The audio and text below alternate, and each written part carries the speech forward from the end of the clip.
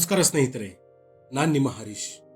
ಇವತ್ತು ನಾವು ದೇಶವನ್ನೇ ತಲೆ ತಗ್ಗಿಸುವಂತೆ ಮಾಡಿರುವ, ಮಾನವೀಯತೆಯನ್ನೇ ಮರೆತು ಮೃಗಗಳಂತೆ ವರ್ತಿಸಿರುವ ಒಂದು ಅತ್ಯಂತ ಭಯಾನಕ ಮತ್ತು ಆಘಾತಕಾರಿ ಕ್ರಿಮಿನಲ್ ಘಟನೆಯ ಬಗ್ಗೆ ಸಂಪೂರ್ಣ ವಿವರ ನೀಡಲಿದ್ದೇವೆ. ದೇಶದಲ್ಲಿ ಹೆಣ್ಣು ಮಕ್ಕಳಿಗೆ ರಕ್ಷಣೆ ಎಲ್ಲಿದೆ ಅಂತ ನಾವೆಲ್ಲ ಪ್ರತಿದಿನ ಕೇಳ್ತಾನೆ ಇರ್ತೀವಿ.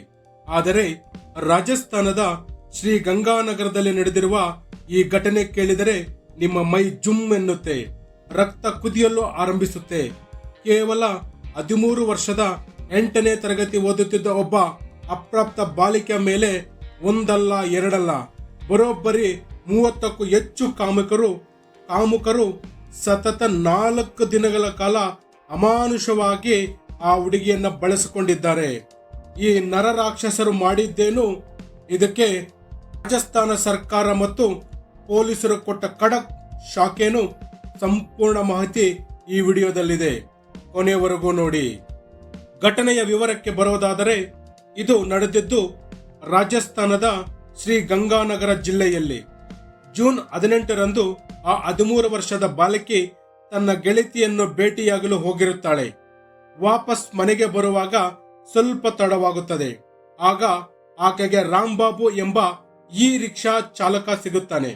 ಮಗಳೇ, ತಡವಾಗಿದೆ, ಬಾ, ನಿನ್ನನ್ನು ಮನೆಗೆ ಬಿಡುತ್ತೇನೆ ಎಂದು ಆಕೆಗೆ ನಂಬಿಕೆ ದ್ರೋಹ ಮಾಡುತ್ತಾನೆ. ಆತ ಬಾಲಕಿಯನ್ನ ಮನೆಗೆ ಕರೆದೊಯ್ಯುವ ಬದಲು ನಗರದ ಒಂದು ಹೋಟೆಲ್ಗೆ ಕರೆದುಕೊಂಡು ಹೋಗಿ ಅಲ್ಲಿನ ಹೋಟೆಲ್ ಮಾಲೀಕರಿಗೆ ಮಾರಾಟ ಮಾಡಿಬಿಡುತ್ತಾನೆ. ಇಲ್ಲಿಂದ ಆರಂಭವಾಗುತ್ತದೆ ಆ ಹೆಣ್ಣು ಮಗಳ ಪಾಲಿನ ನರಕ ಸದೃಶ ದಿನಗಳು.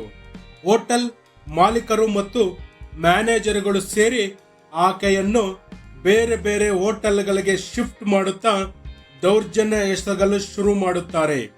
ಹಗಲು ರಾತ್ರಿ ಎನ್ನದೆ ಸತತ 5 ದಿನಗಳ ಕಾಲ ಬರೋಬ್ಬರಿ 30ಕ್ಕೂ ಹೆಚ್ಚು ಜನ ಈ ಬಾಲಕಿಯ ಮೇಲೆ ಮುಗಿಬಿದ್ದಿದ್ದಾರೆ.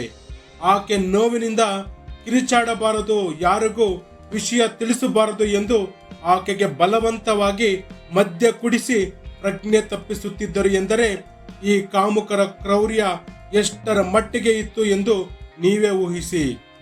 ಇತ್ತ ಮಗಳು ಮನೆಗೆ ಬಾರದೆ ಇದ್ದಾಗ ಆತಂಕಗೊಂಡ ಪೋಷಕರು ತಕ್ಷಣ ಪೊಲೀಸ್ ಠಾಣೆ ಮೆಟ್ಟಿಲೇರುತ್ತಾರೆ. ಅಪಹರಣ ಪ್ರಕರಣ ದಾಖಲಿಸಿಕೊಂಡ ಪೊಲೀಸರು ತನಿಖೆ ಆರಂಭಿಸುತ್ತಾರೆ. ಬಾಲಕಿಯ ಮೊಬೈಲ್ ಲೊಕೇಶನ್ ಮತ್ತು ಸಿಸಿಟಿವಿ ದೃಶ್ಯಾವಳಿಗಳನ್ನ ಜಾಲಾಡಿದಾಗ ಪೊಲೀಸರಿಗೆ ಶಾಕ್ ಕಾದಿರುತ್ತೆ. ಜೂನ್ 22ರಂದು ಹೋಟೆಲ್ ಜಾಯ್ ಇನ್ ಮೇಲೆ ದಾಳಿ ಮಾಡಿದ ಪೊಲೀಸರು ಕೊನೆಗೂ ಬಾಲಕಿಯನ್ನ ಆ ನರಕದಿಂದ ರಕ್ಷಿಸುತ್ತಾರೆ. ಬಾಲಕಿಯನ್ನ ವೈದ್ಯಕೀಯ ಪರೀಕ್ಷೆಗೆ ಒಳಪಡಿಸಿದಾಗ ಮತ್ತು ಆಕೆ ನೀಡಿದ ಹೇಳಿಕೆಯನ್ನು ಕೇಳಿ ಸ್ವತಃ ಪೊಲೀಸರೇ ಬೆಚ್ಚಿ ಬೀಳುತ್ತಾರೆ. ತಕ್ಷಣವೇ ಪೊಲೀಸರು ಪೋಕ್ಸೋ ಕಾಯ್ದೆ ಹಾಗೂ ಗ್ಯಾಂಗ್ ರೇಪ್ ಸೆಕ್ಷನ್ಗಳ ಅಡಿಯಲ್ಲಿ ಪ್ರಕರಣ ದಾಖಲಿಸಿಕೊಳ್ಳುತ್ತಾರೆ. ಈ ಘಟನೆ ಹೊರಬರುತ್ತಿದ್ದಂತೆ ಇಡೀ ರಾಜಸ್ಥಾನದಲ್ಲಿ ಸಾರ್ವಜನಿಕರ ಆಕ್ರೋಶ ಕಟ್ಟೆಯೊಡೆಯಿತು. ಆರೋಪಿಗಳಿಗೆ ಕಠಿಣ ಶಿಕ್ಷೆಯಾಗಬೇಕೆಂದು ಜನ ರಸ್ತೆಗಿಳಿದರು. ಪರಿಸ್ಥಿತಿಯ ಗಂಭೀರತೆಯನ್ನು ಅರಿತ ರಾಜಸ್ಥಾನ ಸರ್ಕಾರ ಮತ್ತು ಜಿಲ್ಲಾಡಳಿತ ತಕ್ಷಣವೇ ಕಾರ್ಯಪ್ರವೃತ್ತವಾಯಿತು. ಅಪರಾಧಿಗಳಿಗೆ ನಡುಕ ಹುಟ್ಟಿಸುವಂತ ಕಠಿಣ ನಿರ್ಧಾರವನ್ನ ಸರ್ಕಾರ ತೆಗೆದುಕೊಂಡಿತು. ಬಾಲಿಕೆಯ ಮೇಲೆ ದೌರ್ಜನ್ಯ ನಡೆಸಲು ಯಾವ ಹೋಟೆಲ್ಗಳನ್ನು ಬಳಸಲಾಗುತ್ತಿತ್ತೋ ಆ 4 ಹೋಟೆಲ್ಗಳ ಮೇಲೆ ಜಿಲ್ಲಾಡಳಿತ ಬುಲ್ಡೋಜರ್ ಹರಿಸಿತು. ಕಾನೂನು ಬಾಹಿರವಾಗಿ ನಿರ್ಮಿಸಲಾಗಿದ್ದ ಆ ಹೋಟೆಲ್ಗಳನ್ನ ಸಂಪೂರ್ಣವಾಗಿ ಧ್ವಂಸಗೊಳಿಸಲಾಯಿತು. ಕ್ರಿಮಿನಲ್ಗಳಿಗೆ ಆಶ್ರಯ ನೀಡಿದರೆ ಏನಾಗುತ್ತೆ ಅನ್ನೋದಕ್ಕೆ ಈ ಬುಲ್ಡೋಜರ್ ಆಕ್ಷನ್ ಒಂದು ಕಠಿಣ ಸಂದೇಶವಾಯಿತು. ಪೊಲೀಸರು ಈ ಪ್ರಕರಣದಲ್ಲಿ ಒಟ್ಟು 32 ಜನರನ್ನ ಆರೋಪಿಗಳನ್ನಾಗಿ ಗುರುತಿಸಿದ್ದಾರೆ. ರಿಕ್ಷಾ ಚಾಲಕ ರಾಂಬಾಬು, ಹೋಟೆಲ್ ಮಾಲೀಕರು ಸೇರಿದಂತೆ ಈಗಾಗಲೇ 14ಕ್ಕೂ ಹೆಚ್ಚು ಪ್ರಮುಖ ಆರೋಪಿಗಳನ್ನ ಕಂಬಿ ಹಿಂದೆ ಪೊಲೀಸರು ತಳ್ಳಿದ್ದಾರೆ. ಇನ್ನುಳಿದ ಕಾಮುಕರ ಪತ್ತೆಗಾಗಿ ಹೋಟೆಲ್ನ ಸಿಸಿಟಿವಿ, ಡಿವಿಆರ್ ಮತ್ತು ಮೊಬೈಲ್ ಕಾಲ್ ರೆಕಾರ್ಡ್ಗಳನ್ನ ಪೊಲೀಸರು ತೀವ್ರವಾಗಿ ಜಾಲಾಡುತ್ತಿದ್ದಾರೆ. ವೀಕ್ಷಕರೇ, ಈ ಘಟನೆ ನಿಮಗೆ ಕೆಲವು ಪ್ರಮುಖ ಪಾಠಗಳನ್ನ ಮತ್ತು ಎಚ್ಚರಿಕೆಗಳನ್ನು ನೀಡುತ್ತದೆ. ಪೋಷಕರ ಗಮನ ಇರಲಿ.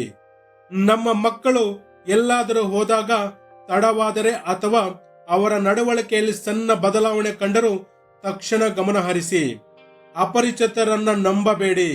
ತುರ್ತು ಸಂದರ್ಭದಲ್ಲಿ ಅಪರಿಚಿತ ವಾಹನಗಳು ಅಥವಾ ಈ ರಿಕ್ಷಾಗಳನ್ನ ಏರುವಾಗ ಎಚ್ಚರದಿಂದ ಇರಿ. ಸಾಧ್ಯವಾದರೆ ಮನೆಯವರಿಗೆ ಲೊಕೇಶನ್ ಶೇರ್ ಮಾಡಿ.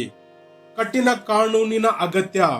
ಇಂಥ ನರರಾಕ್ಷಸರಿಗೆ ಕೇವಲ ಜೈಲು ಶಿಕ್ಷೆಯಲ್ಲ, ಇವರನ್ನ ಸಮಾಜದ ಮಧ್ಯೆ ನಿಲ್ಲಿಸಿ ಕಠಿಣವಾಗಿ ಶಿಕ್ಷಿಸಬೇಕು. ಆಗ ಮಾತ್ರ ಇನ್ನುಳಿದ ಕಾಮುಕರಲ್ಲಿ ಭಯ ಹುಟ್ಟಲು ಸಾಧ್ಯ. ರಾಜಸ್ಥಾನ ಸರ್ಕಾರ ಹೋಟೆಲ್ಗಳನ್ನ ಧ್ವಂಸ ಮಾಡಿರುವುದು ಸರಿಯಾದ ಕ್ರಮವೇ? ಈ ಕಾಮುಕರಿಗೆ ಎಂತಹ ಶಿಕ್ಷೆಯಾಗಬೇಕು ಅನ್ನೋದನ್ನ ನಿಮ್ಮ ಅನಿಸಿಕೆಯನ್ನ ಕಾಮೆಂಟ್ ಮಾಡಿ ತಿಳಿಸಿ. ನಾವು ಇಂಥವನ್ನ ಪ್ರತಿದಿನ ಒಂದಲ್ಲ ಒಂದು ವಿಚಾರದಲ್ಲಿ ನೋಡ್ತಾನೆ ಇರ್ತೀವಿ.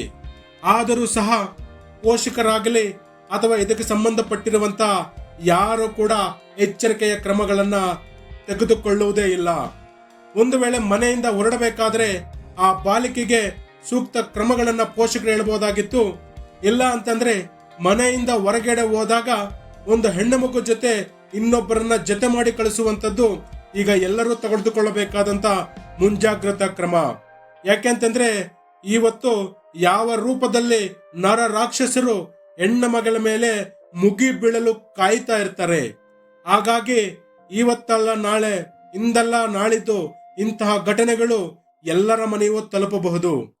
ಘಟನೆಗಳು ಆದ ಮೇಲೆ ಗೋಗರಿಯೋಕ್ಕಿಂತ ಮೊದಲೇ ಘಟನೆ ನಡೆಯದಿರ ತಡೆಯುವಂತದ್ದೇ ಬುದ್ಧಿವಂತರ ಲಕ್ಷಣ. ಹಾಗಾಗಿ ಯಾರೆಲ್ಲ ಮಕ್ಕಳು ಇವತ್ತು ಚಿಕ್ಕ ಮಕ್ಕಳಾಗಿರ್ಬೋದು, ದೊಡ್ಡ ಮಕ್ಕಳಾಗಿರ್ಬೋದು, ಓಡಾಡುವಂತ ಸಮಯದಲ್ಲಿ ಅವರಿಗೆ ಸಿಗಬೇಕಾದಂತ ಕನಿಷ್ಠ ಮುಂಜಾಗ್ರತಾ ಕ್ರಮಗಳನ್ನ ಇವತ್ತು ಪೋಷಕರು ಕೊಟ್ಟು, ಅದು ಸ್ಕೂಲ್ಗಾಗಿರ್ಲಿ, ಕಾಲೇಜುಗಳಿಗಾಗಿರ್ಲಿ ಅಥವಾ ಯಾವುದೇ ಕಾರ್ಯಕ್ರಮಗಳಿಗಾಗಿರ್ಲಿ ಇಲ್ಲ ಟ್ಯೂಷನ್ಗಾಗಿರ್ಲಿ ಓಡಾಡಬೇಕಾದ್ರೆ ಮುಂಜಾಗ್ರತಾ ಕ್ರಮಗಳನ್ನು ತಗೋಬೇಕು. ಯಾವ ರೀತಿಯಾಗಿ ಯಾರು ಬಂದ್ರೆ ಯಾವ ರೀತಿ ಮಕ್ಕಳು ಎದುರಿಸಬಹುದು ಅನ್ನೋದನ್ನು ಕೂಡ ಇವತ್ತು ಪೋಷಕರು ಮಕ್ಕಳಿಗೆ ಕಲಿಸಬೇಕಾದಂತ ಅವಶ್ಯಕತೆ ಇದೆ. ಯಾಕೆಂತಂದ್ರೆ ಇವತ್ತು ಇಡೀ ಹಳ್ಳಿಗಳಿಂದ ಹಿಡಿದು ರಾಜ್ಯ, ಜಿಲ್ಲೆ, ದೇಶಾದ್ಯಂತ ಇಂಥ ಘಟನೆಗಳು ಮತ್ತೆ ಮತ್ತೆ ಮತ್ತೆ ನಡೀತಾನೆ ಇದೆ.